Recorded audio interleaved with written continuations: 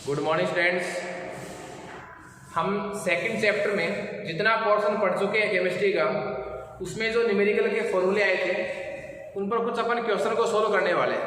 ठीक है, आगे का जो टॉपिक है उस पर न्यूमेरिकल के प्रश्न बहुत कम है।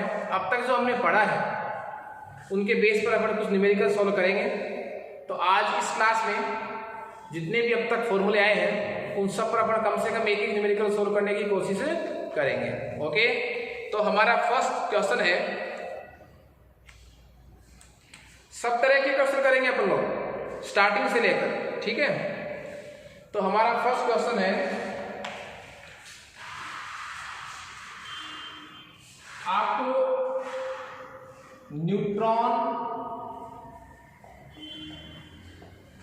तथा प्रोटॉन की संख्या बतानी है। न्यूट्रॉन तथा क्या बतानी है? प्रोटॉन की संख्या बतानी है। तो न्यूट्रॉन तथा प्रोटॉन की संख्या बताने के लिए आपको कुछ प्रतीक दिए हुए सवाल में। Carbon 630, oxygen 816, magnesium 1224, iron 2656, strontium 38 और 88। ठीक है, देखिए आपको ये वाले प्रतीक दिए गए हैं क्वेश्चन में। आपको न्यूट्रॉन तथा प्रोटॉन की संख्या बतानी है। मैंने आपको बताया था कि जो प्रतीक लिखा हुआ आता है, जैसे मैंने एक एग्जांपल आपको दिया था, कॉमन एग्जांपल, कि कोई तत्व है x, यहां क्या लिखा हुआ आता है z, यहां क्या लिखा हुआ आता है a। z का मतलब क्या है? परमाणु क्रमांक। परमाणु क्रमांक किसकी संख्या होती है? वो प्रोटॉन की संख्या। जो a है वो डिनोट करता है द्रव्यमान संख्या को, जो किसका टोटल है? Proton plus neutron. ठीक है, यदि परमाणु उदासीन है तो जितने प्रोटॉन है उतने क्या होते हैं? इलेक्ट्रॉन होते हैं। देखिए हम बात करें कार्बन की, तो 6 क्या है? परमाणु क्रमांक मतलब प्रोटॉन। तो प्रोटॉन तो कितने हो गए? 6। न्यूट्रॉन उदासीन कण है, 0 इसलिए लिखा है। जो 13 है ये टोटल है प्रोटॉन प्लस न्यूट्रॉन का। प्रोटॉन 6 है तो न्यूट्रॉन कितने रह गए? 7। यहां क्या लिखा हुआ था? परमाणु क्रमांक। प्रोटॉन की संख्या भी कह सकता हूं। तो प्रोटॉन कितने हो गए? 8। न्यूट्रॉन घटा दो इसमें से, 8। इसी तरह मैग्नीशियम में प्रोटॉन कितने हो गए? 12 और न्यूट्रॉन कितने हो गए? 12। आयरन में प्रोटॉन कितने हो गए? 26 और न्यूट्रॉन कितने हो गए? इसमें से घटा दीजिए आप, 30।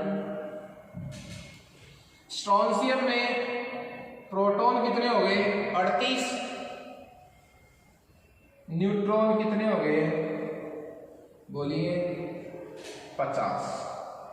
अब आपसे कोई इलेक्ट्रॉन की संख्या पूछ ले तो उदासीन परमाणु में जितने प्रोटॉन होते हैं उतने इलेक्ट्रॉन होते हैं। तो इलेक्ट्रॉन इसमें भी 6, 8, 12, 26 और कितने हो जाएंगे? 38। क्लियर है? सबसे पहला जो न्यूमेरिकल हमारा था इस चैप्टर में वो यही था। इसी बेसिस पर हमने कुछ लिखे थे। द्रव्यमान संख्या क्या होती है, परमाणु क्रमांक क्या होता है, परमाणु संख्या भी मैं इसी को कह सकता हूं, वगैरह वगैरह। सेकंड क्वेश्चन हमारा है कि आपको z की वैल्यू दे दी जाए और a की वैल्यू दे दी जाए। आपसे क्या पूछ लिया? प्रतीक। ठीक है, इससे पहले जो मैंने सवाल किया था उसमें क्या था? आपको प्रतीक दिया हुआ था, आपसे क्या पूछा था? परमाणु क्रमांक कितना है, प्रोटॉन कितने हैं, द्रव्यमान संख्या कितनी। अब इसका रिवर्स है, आपको Z परमाणु क्रमांक की वैल्यू दे दी द्रव्यमान संख्या, प्रोटॉन प्लस न्यूट्रॉन का टोटल दिया जाएगा, आपसे प्रतीक पूछा जाएगा। तो आवर्त सारणी परमाणु क्रमांक पर आधारित है। तो देखिए Z की वैल्यू कितनी दे रखी है, यहां 17, उसके लिए 35, 92 और 233। Z की वैल्यू 4, A की वैल्यू 9। प्रतीक आपको पूरा लिखना है। देखिए 17 नंबर पर कौन आता है, आवर्त सारणी को परमाणु क्रमांक के बढ़ते क्रम में रखा गया है, तो 17 नंबर पर कौन आता है, 17 पर आता है क्लोरीन, 17 पर आता है क्लोरीन। तो ये क्लोरीन, Z को यहां लिखा जाएगा, द्रव्यमान संख्या को ऊपर लिखा जाएगा। ये लीजिए साहब, इसका प्रतीक हो गया। 92 नंबर पर कौन आता है, यूरेनियम आता है साहब, तो यूरेनियम 92 तो यहां आ जाएगा और 233 ऊपर आ जाएगा, ठीक है। फिर Z का परमाणु क्रमांक 4 है, तो 4 नंबर पर कौन आता है, बेरिलियम, परमाणु क्रमांक 4, द्रव्यमान संख्या 9। ये इसका प्रतीक हो गया। तो दोनों तरह के क्वेश्चन हो गए, प्रतीक देकर आपसे ये पूछ सकता है, ये वैल्यू देकर आपसे प्रतीक बनवा सकता है। क्लियर है। तीसरे टाइप का क्वेश्चन,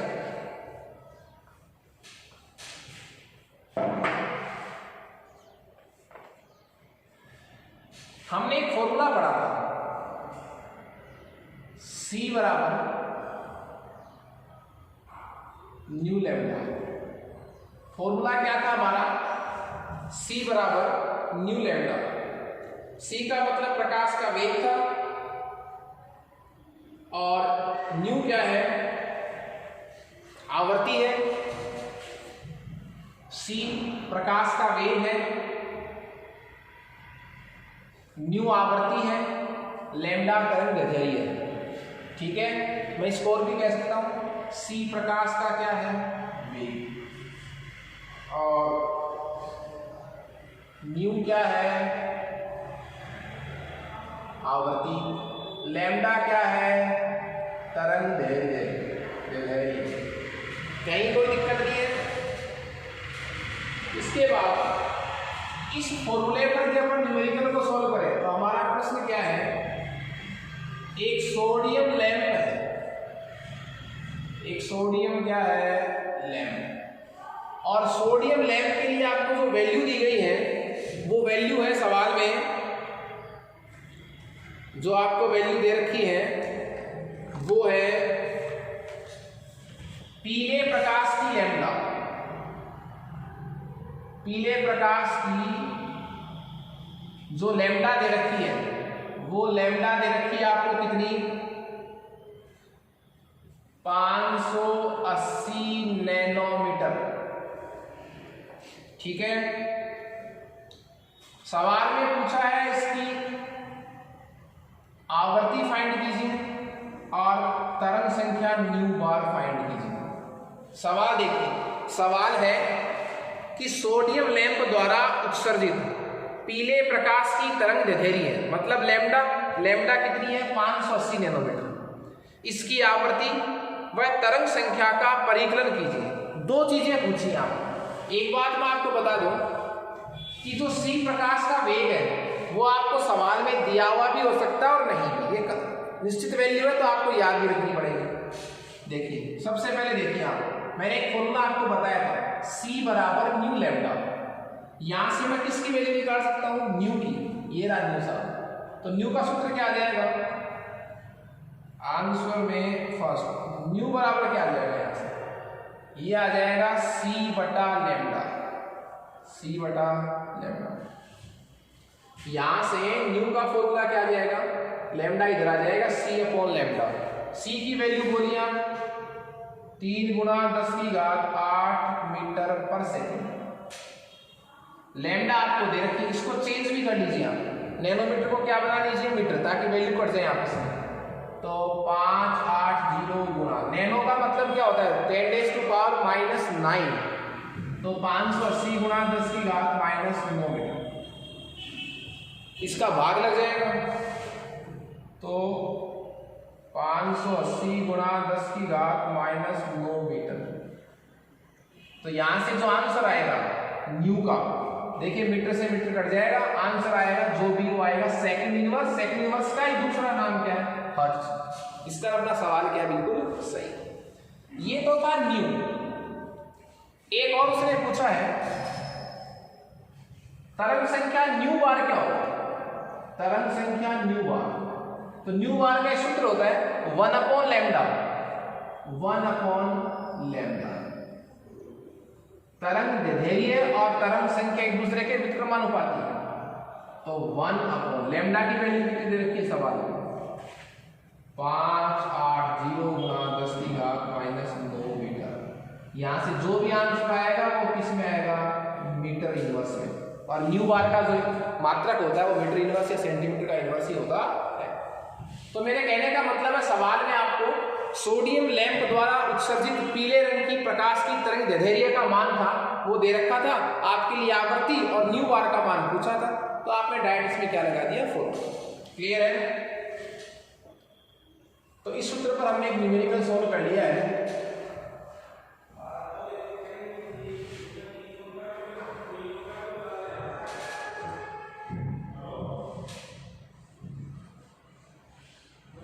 उसके बाद एक सवाल क्या है? सवाल ये है कि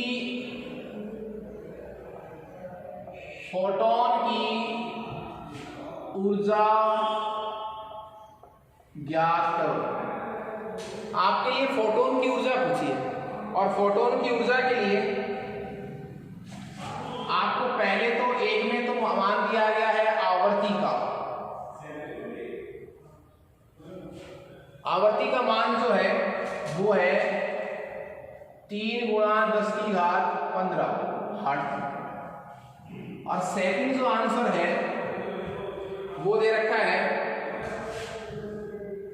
लैम्डा की वैल्यू दे रखी है 0.50 एंगस्ट्रॉम। ये दो वैल्यू आपको दे रखी है। उसने कहा है आपको फोटोन की क्या बतानी है? एनर्जी। एनर्जी में आपको एक तो वैल्यू किसकी दे रखी है? आवर्ती की। कहने का मेरा मतलब क्या है, आपको न्यू का मान दे रखा है और एक मान दे रखा है लैम्डा का या तरंग दैर्ध्य। आपको फोटोन की ऊर्जा चाहिए, फोटोन का मतलब क्वांटा की ऊर्जा चाहिए। दो सूत्र लगेंगे। पहले सवाल में आपको आवर्ती दे रखी है, आवर्ती से आपको एनर्जी फाइंड करनी है। दूसरे सवाल में आपको लैम्डा दे रखी है, लैम्डा के थ्रू आपको एनर्जी ज्ञात करनी है। ज्ञात आपको एनर्जी करनी है, तो देखिए इसमें सूत्र क्या था? प्लांक का क्वांटम सिद्धांत आपने पढ़ा था। प्लांक का क्वांटम सिद्धांत क्या था? E = h⁻। E = h⁻। E photon की ऊर्जा है, h प्लांक कांस्टेंट है, न्यू आवर्ती है।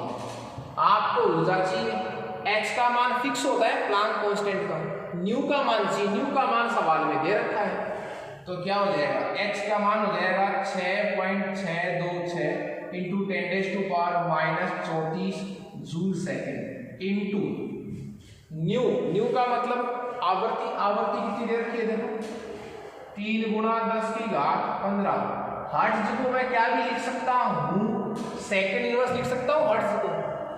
तो ये तो कट जाएंगे, तो आंसर कितना आ जाएगा? जो भी आंसर आएगा वो जूल में आएगा, और ई का आंसर जूल में आना चाहिए। इसका हमारा सवाल बिल्कुल क्या है? सही है। दूसरा जो सवाल है, दूसरे का जो आंसर है वो देखिए। दूसरे सवाल में भी उसने फोटोन की ऊर्जा ही पूछी है, परंतु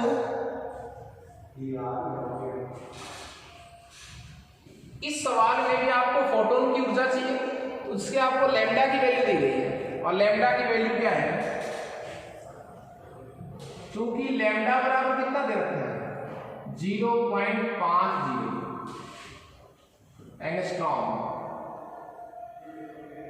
इसको मैं चेंज करूंगा, क्योंकि एक एंगस्ट्रॉम में 10⁻−10 मीटर होते हैं।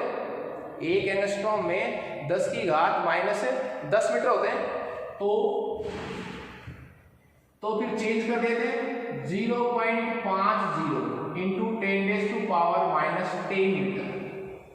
लैम्डा आपको दी है, ऊर्जा पूछी है। अब लैम्डा आपको देकर जब ऊर्जा पूछी है तो सूत्र का दूसरा रूप अपन लगा सकते हैं। सूत्र ये रहेगा E बराबर h न्यू। आपको पता है न्यू का एक फॉर्मूला होता है साहब, न्यू का एक क्या है फॉर्मूला। एक सूत्र आपने पढ़ा था ना, C बराबर न्यू लैम्डा, C बराबर न्यू लैम्डा। यहां से आप न्यू का एक रूप चेंज कर सकते हैं। न्यू बराबर क्या हो जाएगा साहब, न्यू बराबर हो जाएगा C अपॉन लैम्डा। होगा कि नहीं होगा? सूत्र क्या पढ़ा था आपने, C बराबर न्यू लैम्डा पढ़ा था। C बराबर न्यू लैम्डा से आपने एक सूत्र क्या निकाल लिया न्यू का, और न्यू का सूत्र क्या है, न्यू बराबर C अपॉन लैम्डा।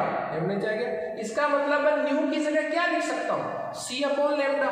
इस सूत्र में रख दीजिए न्यू की जगह C अपॉन लैम्डा, तो एक सूत्र और आ जाएगा एनर्जी का, E बराबर H। न्यू की जगह क्या लिखूं, C अपॉन लैम्डा, तो C अपॉन लैम्डा, E बराबर HC अपॉन लैम्डा। कहीं कोई दिक्कत नहीं है।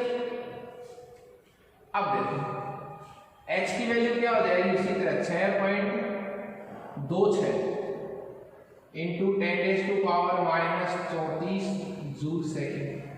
कहीं कोई दिक्कत नहीं है, ठीक है। उधर इसको दिखाई नहीं दे रहा है तो आप और इधर लिख देंगे इसको, उधर से भी नहीं दिखाई दे रहा है तो सूत्र को और अधिक फास्ट लिख देंगे, 6.626 इंटू 10⁻⁻34 जूल सेकेंड। यहाँ तक कोई दिक्कत नहीं है। प्रकाश के वेग से गुणा हो जाएगा। प्रकाश का वेग कितना है, 3×10⁸, तो ये भी हो जाएगा 3×10⁸ मीटर पर सेकेंड। लैम्डा की वैल्यू है 0.50 इंटू 10⁻⁻10 मीटर। मीटर से मीटर कट जाएगा, सेकंड इनवर्स से सेकंड कट जाएगा, तो आंसर किस में आ जाएगा बताओ, जूल में। इसका मतलब हमारा जो फॉर्मूला है वो बिल्कुल सही था, आंसर बिल्कुल सही दिशा में जा रहा है। अब इन दोनों फॉर्मूलों में आपने देखिए अंतर क्या था, ध्यान से सुनना। दोनों ही सवालों में आपसे पूछा क्या था, फोटोन की ऊर्जा। और फोटोन की ऊर्जा के दो फॉर्मूले हैं, E बराबर h न्यू और यहां निकाला है E बराबर HC अपॉन लैम्डा। तो फर्क क्या है, फर्क ये है जब आपको आवर्ती दी गई हो, जब आपको क्या दी गई हो आवर्ती, तब तो सूत्र कौन सा लग जाएगा, फोटोन की ऊर्जा, E बराबर h न्यू। जब आपको लैम्डा दी गई और फोटोन की ऊर्जा पूछे तो सूत्र कौन सा लग जाएगा, E बराबर HC अपॉन लैम्डा। C प्रकाश का वेग है, H प्लांक कांस्टेंट है। क्लियर है? तो पूछने के बताने के तरीके अलग अलग हैं, बाकी फोटोन की ऊर्जा के दोनों सूत्र हैं। तो एक ही सूत्र को अपन कई प्रकार से चेंज कर सकते हैं।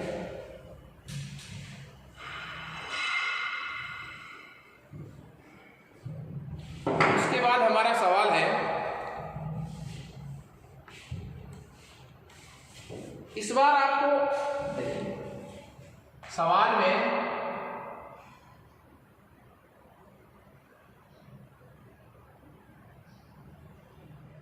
आवर्त का दे रखा है, टी क्या दे रखा है आपको, आवर्त का, और वो दे रखा है 2×10⁻⁻10 सेकेंड। आपको सवाल ये है 2.0×10⁻⁻10 सेकेंड काल वाली प्रकाश तरंग की तरंग दैर्ध्य, आवर्ती और तरंग संख्या बताओ। तीन चीजें पूछी है। दिया हुआ क्या है, प्रकाश का क्या दिया हुआ है, आवर्त का। अब आवर्त का दे रखा है और पूछा क्या है, लैम्डा आवर्ती पूछी है, न्यू बार तरंग संख्या पूछी है। तीन चीजें आपसे पूछी गई हैं, ठीक है। तीन चीजें क्या पूछी गई हैं,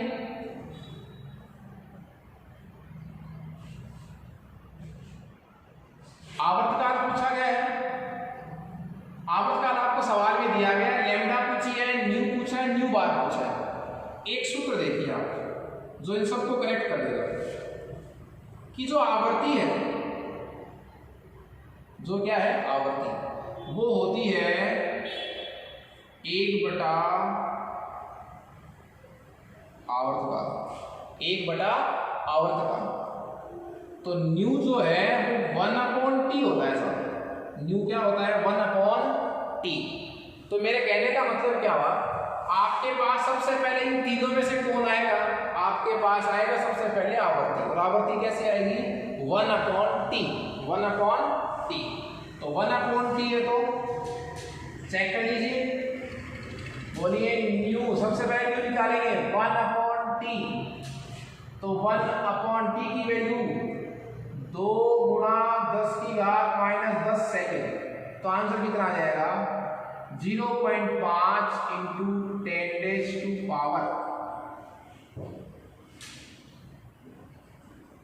10⁻10 सेकेंड इनवर्स। प्लस के हो गए, नीचे माइनस के बाद प्लस के हो गए। ये वैल्यू किसकी आ गई? न्यू की। न्यू के बाद कहीं कोई दिक्कत नहीं है, लैम्डा आ सकती है। सूत्र क्या था? C बराबर न्यू लैम्डा, यही था सूत्र। यहां से आपको क्या चाहिए? लैम्डा चाहिए। तो लैम्डा का फॉर्मूला क्या बन जाएगा? C/न्यू। C/न्यू। C प्रकाश का वेग है, न्यू आवर्ती है, तो लैम्डा आ जाएगी। उसके लिए क्या करेंगे? C प्रकाश का वेग है 3 × 10⁸ मीटर/सेकंड बटा न्यू आवर्ती कितनी आई है आपके पास? 0.5 × 10⁻10 सेकंड इनवर्स। ये इनवर्स तो कट जाएंगे। आंसर किस में आ जाएगा? लैम्डा का। लैम्डा का आंसर आ जाएगा मीटर में। कहीं कोई दिक्कत नहीं है, बिल्कुल सही आ रहा है मामला। फिर आपसे तीसरी बात क्या पूछी? सबसे पहले हमने क्या निकाला? आवर्ती। ये आवर्ती निकाली। फिर क्या निकाला हमने? लैम्डा। अब क्या पूछा है? न्यू बार। न्यू बार क्या होता है? तरंग संख्या किसका विपरीत होता है? लैम्डा की। तरंग दैर्ध्य और तरंग संख्या एक दूसरे के क्या होते हैं? विपरीत होते हैं। तो उसके लिए क्या करेंगे अपन? न्यू बार चाहिए तो 1/लैम्डा। 1 हो ही गया। लैम्डा की वैल्यू कहाँ है? लैम्डा की वैल्यू यहां से आ जाएगी। कहीं कोई दिक्कत नहीं है। आप इसके आंसर निकाल सकते हैं। लीजिए आप इसको 3 को 30 बना लीजिए। 30 बढ़ भी जाएगा, यहां से पॉइंट हटाएंगे तो 30/5 गुणा ये 10⁻10 ऊपर जाता है माइनस के 10⁻−2 5 × 6 = 30। तो 6 × 10⁻−2 ये आ जाएगा 6 × 10⁻−2 मीटर। तो न्यू बार का आंसर किस में आ जाएगा? मीटर इनवर्स में आ जाएगा सर। क्यों? तो मेरे कहने का मतलब क्या है, आपके पास अब तक 2 अच्छे फॉर्मूले आए हैं जिनको हमने एक दूसरे में कन्वर्ट किया। वो सूत्र कौन से हैं मैं लिख रहा हूं।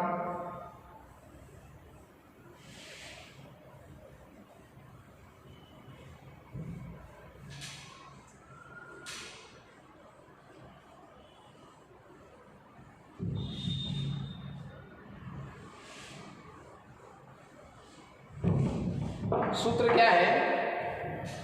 एक सूत्र तो मेजर फॉर्मूला ये था, C बराबर न्यू लैम्डा। इसको कैसे भी घुमा सकते हैं सूत्र को। C प्रकाश का वेग है, न्यू प्रकाश की आवृत्ति है, लैम्डा प्रकाश की तरंग दैर्ध्य है। दूसरा फॉर्मूला E बराबर h न्यू। E फोटोन या क्वांटम की ऊर्जा है, h प्लांक कांस्टेंट है, न्यू आवृत्ति है। यदि आपको फोटोन की ऊर्जा पूछे, आवृत्ति नहीं देकर लैम्डा दे रखी तो सवाल किस तरह लग जाएगा फॉर्मूला? E बराबर hc/लैम्डा। h प्लांक स्थिरांक है, C प्रकाश का वेग है, लैम्डा प्रकाश की तरंग दैर्ध्य है। क्लियर है? तो ये 3 फॉर्मूले अभी तक न्यूमेरिकल्स में आए हैं, अच्छे फॉर्मूले हैं, एक दूसरे में कन्वर्ट कर सकते हैं इनको। नेक्स्ट हमारा जो क्वेश्चन है वो है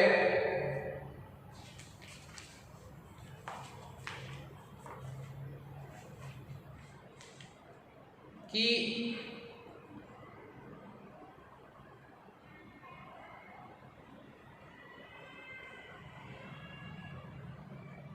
हमने ऊर्जा व त्रिज्या के सूत्र पढ़े थे बोर मॉडल में, ध्यान है आपको? ऊर्जा व त्रिज्या के क्या पढ़े थे? सूत्र पढ़े थे। तो हमारा एक न्यूमेरिकल है न्यूमेरिकल क्या है कि हाइड्रोजन के 5वें कक्षक की, हाइड्रोजन के 5वें कक्ष में 5वें कक्ष की ऊर्जा बोलो एक ही बात है, या 5वें कक्षक में 5वें कोष में इलेक्ट्रॉन की ऊर्जा ज्ञात करो, ऐसे बोल सकते हैं। और उसी तरह क्वेश्चन इसी में ही हाइड्रोजन के 5वें कोष या कक्ष की त्रिज्या याद करें। तो दो सवाल हो गए। आपने बोर मॉडल में 2 फॉर्मूले पढ़े थे, शायद आपको याद भी होगा। देखिए सूत्र क्या है, मैं उनको रिवाइज कर देता हूं। सूत्र था En, n क्या है, कोष की संख्या, 5वां एक, चौथा एक, तीसरा है, बराबर -2.18 इंटू 10⁻⁻80 गुणा Z² अपॉन n² जूल। ये सूत्र था। Z क्या है, तत्व का परमाणु क्रमांक, n क्या है, जिस कोष की आपको एनर्जी ज्ञात करनी है उस कोष का नंबर, कोष की संख्या। क्लियर है? तो चलिए इसमें रख दीजिए आप 5वें कोष की ऊर्जा पूछी है। 5वें कोष की ऊर्जा का मतलब क्या हुआ, n बराबर 5, n बराबर 5 जोड़ दीजिए, 2.18 इंटू 10⁻⁻80 गुणा Z कितना है हाइड्रोजन के लिए, हाइड्रोजन के लिए Z परमाणु क्रमांक कितना होता है 1, तो 1 का स्क्वायर बटा n कितने 5वें कोष से पूछा है तो 5 का स्क्वायर और जूल। तो 25 हो जाएगा, 25 का इसमें क्या लग जाएगा, भाग लग जाएगा। आपके पास जो भी आंसर आएगा E5 आएगा और वो माइनस में आएगा और किसमें, जूल में आएगा। क्लियर है? फिर पूछा है 5वें कोष की त्रिज्या। त्रिज्या का सूत्र क्या था, Rn बराबर 52.9 गुणा n² Z पिकोमीटर।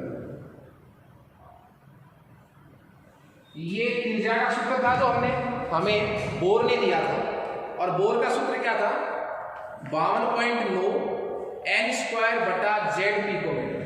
हमसे क्या पूछा है, 5वें कोष की त्रिज्या पूछी हमसे, तो 5वें कोष की त्रिज्या तो n बराबर तो क्या रखना है 5, हाइड्रोजन के Z परमाणु क्रमांक कितना हो जाएगा 1, वैल्यू रख दो इसमें।